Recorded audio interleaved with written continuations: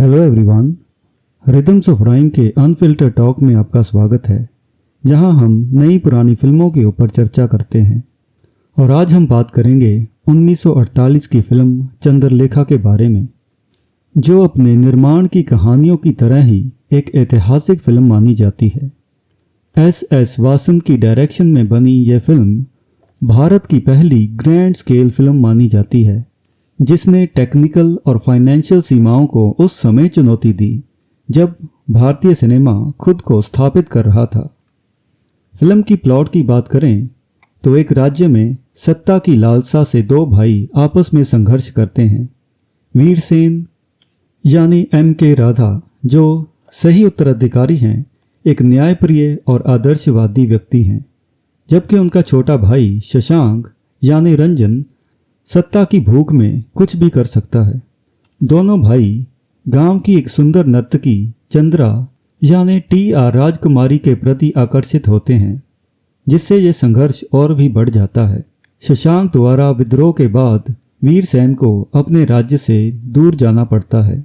इसी बीच शशांक द्वारा बंधक बनाई गई चंद्रा अपनी बुद्धिमत्ता से भागने में सफल होती है। इसके बाद वो एक सर्कस के क्रू को वीरसेन को बचाने के लिए भी लेकर आती है। फिल्म के क्लाइमैक्स में हमें एक ड्रम डांस देखने को मिलता है। इस डांस के दौरान वीरसेन और उसके साथी बहुत बड़े बड़े नगाड़ों में छुपे हुए हैं और गाने के अंत में वो उसमें से निकलकर शशांक और उसकी सेना के खिलाफ लड़ाई शुरू कर देते हैं। और इसके बाद शुरू होती है भारतीय सिनेमा के इतिहास की सबसे लंबी स्वॉर्ड फाइट, जिसमें वीरसेन की जीत होती है। फिल्म की कहानी प्रेम, एक्शन और साजिश का मिश्रण है, जो दर्शकों को अंत तक बांधे रखती है। चंद्रा का कैरेक्टर उसे उस समय की बाकी हीरोइन से अलग बनाता है, क्योंकि वो केवल अपने प्यार के प्रति असर्टिव ही नहीं है, बल्कि अपनी चतुराई से अपने आप को और फिल्म के हीरो को भी बचाती है। फिल्म के तकनीकी पहलुओं में सबसे पहले बात करते हैं प्रोडक्शन डिज़ाइन की। फिल्म ने भारतीय सिनेमा में ग्रैंड स्केल के सेट्स की नई परिभाषा स्थापित की। हमें एक विशाल महल के साथ उसके अंदर के तहखाने देखने को भी मिलते हैं, जहां बंदियों को रखा जाता है। इसके साथ ही कॉस्ट्यूम्स के ऊपर बारीकी से किया गया काम फिल्म की विजुअल अपील को भी बढ़ाता है। सिनेमेटोग्राफी की बात करें तो फिल्म अपने समय के लिए तकनीकी रूप से बहुत यूनिक थी।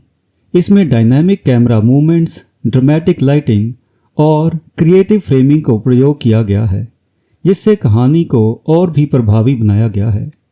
विशेष रूप से लो एंगल शॉट्स भारतीय फिल्म मेकिंग को एक नए लेवल तक पहुंचाया है।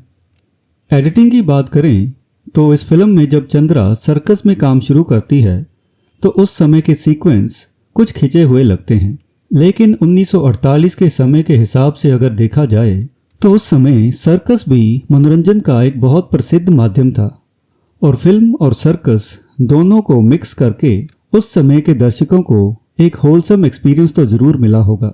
हालांकि प्लॉट और नैरेटिव के हिसाब से ये सीन्स ज़्यादा खिंचे हुए लगते हैं, और इन सीक्वेंसेस के कॉमिक सीन्स भी कुछ दर्शकों को पुराने लग सकते हैं। फिल्म के म्यूजिक की बात करें तो संगीतकार S. राजेश्वर राव और M.D. पार्थसारथी ने भारतीय और वेस्टर्न म्यूजिक को मिक्स करके फिल्म को एक अलग ही ऊंचाई तक पहुंचाया है। विशेष रूप से ड्रम बीट्स का प्रयोग करके क्लाइमैक्स वाला सीक्वेंस। हमें इस सीक्वेंस के अलग अलग रूप इस फिल्म के बनने के आधी सदी के बाद भी कई फिल्मों में देखने को मिलते हैं। फिल्म की परफॉर्मेंसेस की बात करें तो M.K. राधा ने वीरसेन के रूप में एक डिग्निफाइड और आदर्शवादी राजकुमार की भूमिका निभाई है, जो अपने आदर्शों को प्राथमिकता देता है।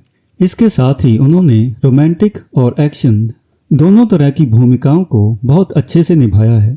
और शशांक के किरदार में रंजन एक फ्लैम्बॉयंट और थिएट्रिकल प्रस्तुति करते हैं, जो कि उन्हें फिल्म के आकर्षण का मुख्य केंद्र बनाती है।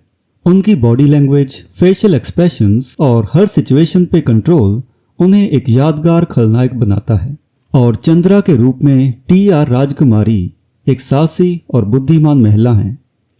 वो केवल डैमसेल इन डिस्ट्रेस नहीं है, बल्कि कहानी को आगे बढ़ाने में महत्वपूर्ण भूमिका निभाती है। फिल्म के सपोर्टिंग कास्ट में सुंदरी बाई जैसे कलाकार हल्के फुल्के ह्यूमर के साथ फिल्म की भव्यता को बढ़ाते हैं।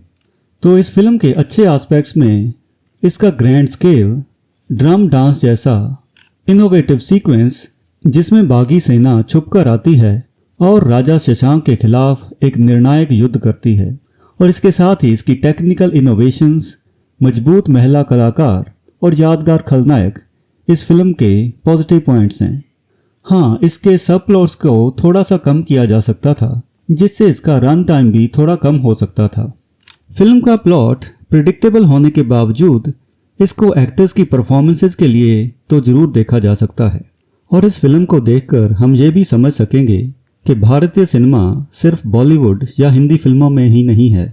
ये फिल्म तमिल के साथ साथ हिंदी में भी शूट की गई थी, लेकिन इसके कहानी कहने का तरीका, कैरेक्टराइजेशन और परफॉर्मेंसेस उस समय के दर्शकों को भी एक अलग अनुभव देने में कामयाब हुए। इसीलिए ये फिल्म 1948 में सबसे ज़्यादा कमाई करने वाली फिल्म भी बनी। तो अनफिल्टर टॉक में आज के लिए बस इतना ही। अगर आपने चंद्रलेखा देखी है तो आप कमेंट्स में हमें बता सकते हैं कि आपको इसके कौन कौन से एस्पेक्ट्स अच्छे लगे। और नई पुरानी फिल्मों के ऊपर हमारे अनफिल्टर टॉक्स को देखने के लिए रिदम्स ऑफ राइम को सब्सक्राइब करना ना भूलें, और रिदम्स ऑफ राइम को अपने दोस्तों के साथ शेयर भी करें ताकि वो भी हमारे अनफिल्टर टॉक्स देख सकें। And until next time, good bye and thank you.